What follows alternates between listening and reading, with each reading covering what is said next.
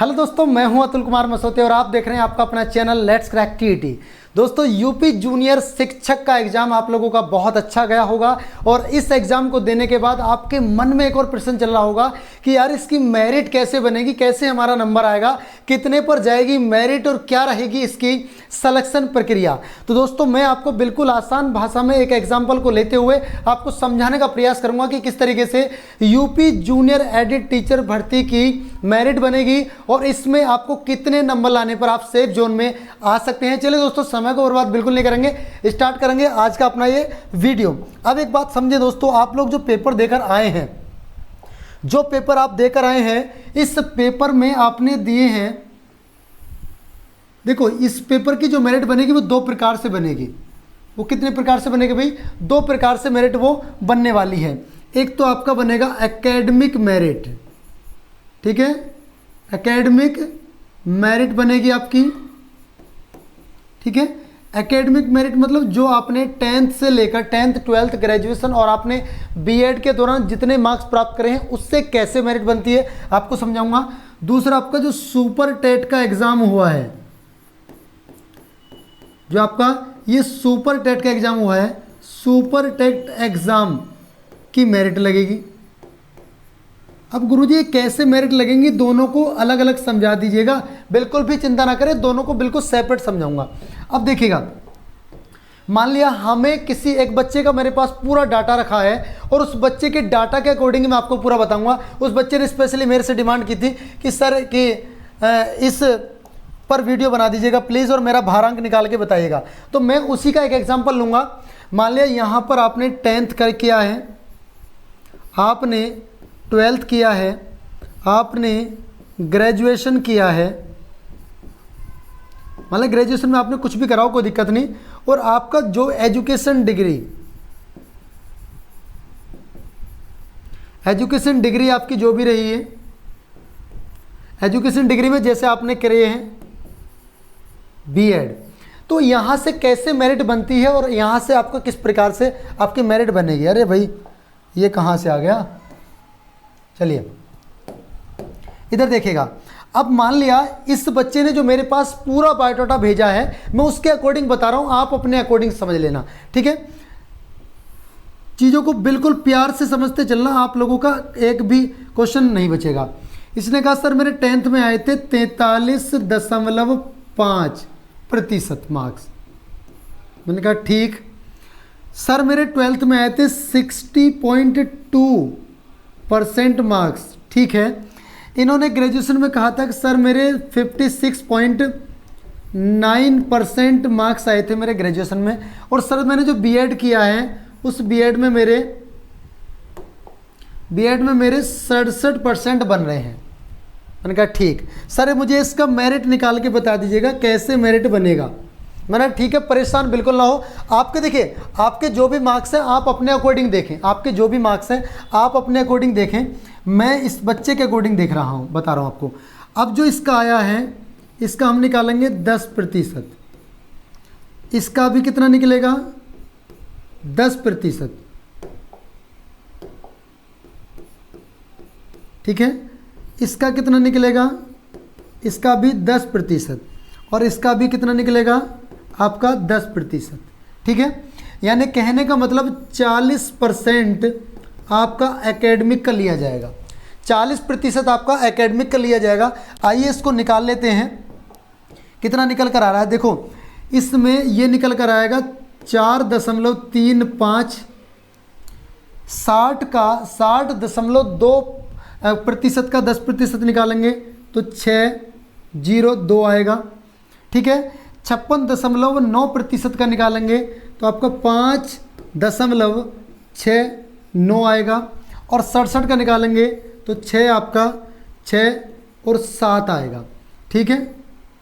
अब इसको अगर हम ऐड करते हैं, तो इस बच्चे का कितना निकल कर आता है भाई?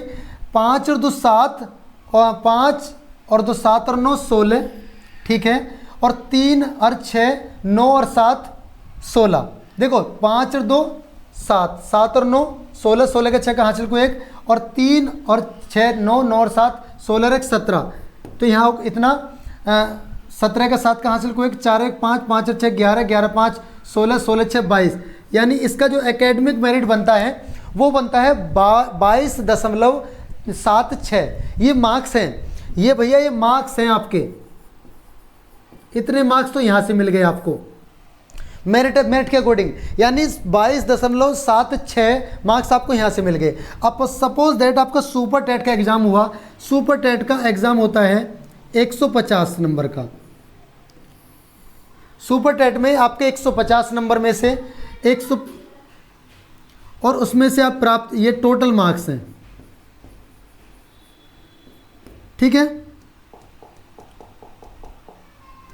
देखो कैसे समझोगे, यहां से समझ लो आप, बड़े प्यार से समझेंगे।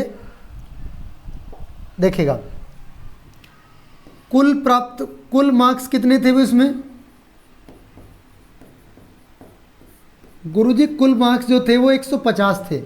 हमने प्राप्त करे, मान ले किसी बच्चे के प्राप्त हुए प्राप्तांक, चलो इसी कलर को ले लेते हैं भाई, प्राप्तांक ले ली मैंने,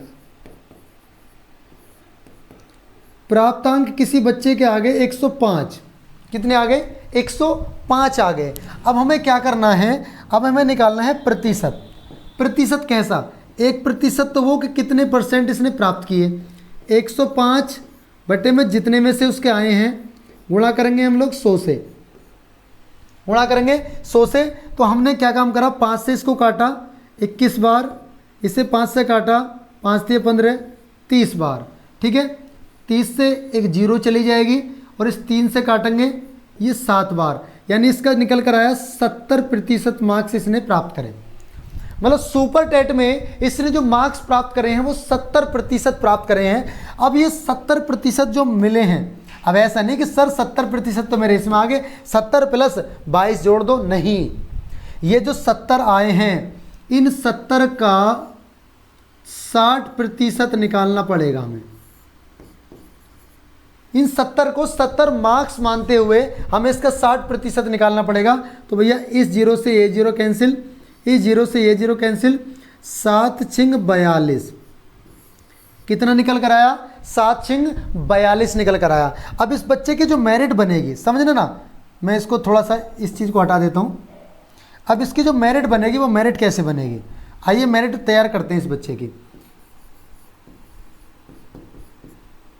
इसकी मेरिट ये बनेगी कि भाई 22.76 तो यहाँ आ गए, ठीक है, और भैया 42 बैठ रहा है इसका यहाँ पर, तो टोटल ऐड कर लो 7 6 प्लस 2 और 2 4 और 4 और 2 6, भैया मेरिट बनेगी इसकी 64.76। कितने पर मेरिट चलेगी इसकी,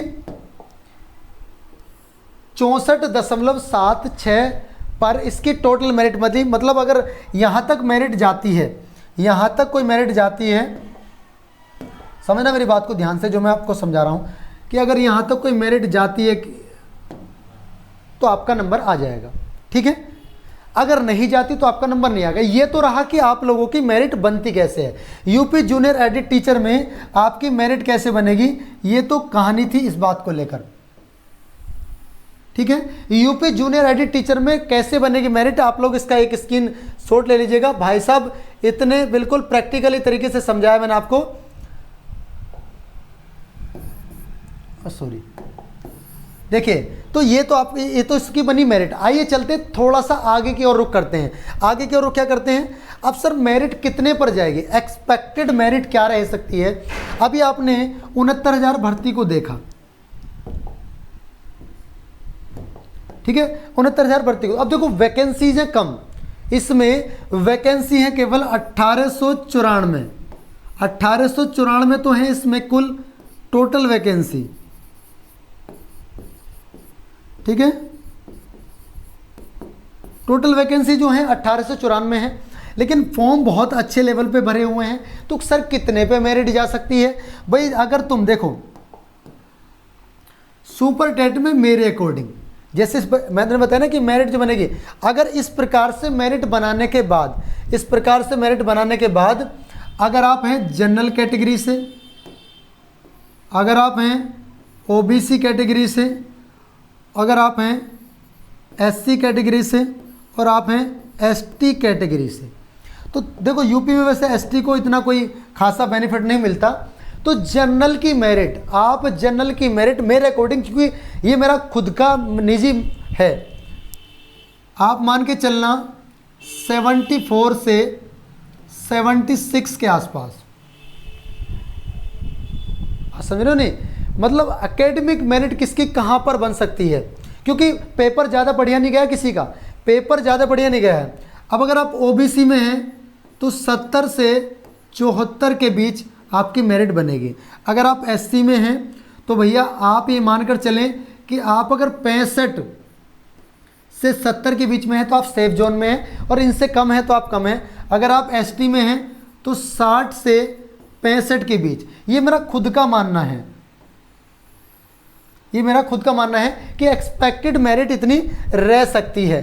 ठीक है, क्योंकि बहुत सारे लोगों ने पेपर दिया है और पता नहीं किसकी किस्मत यहाँ से खुलेगी।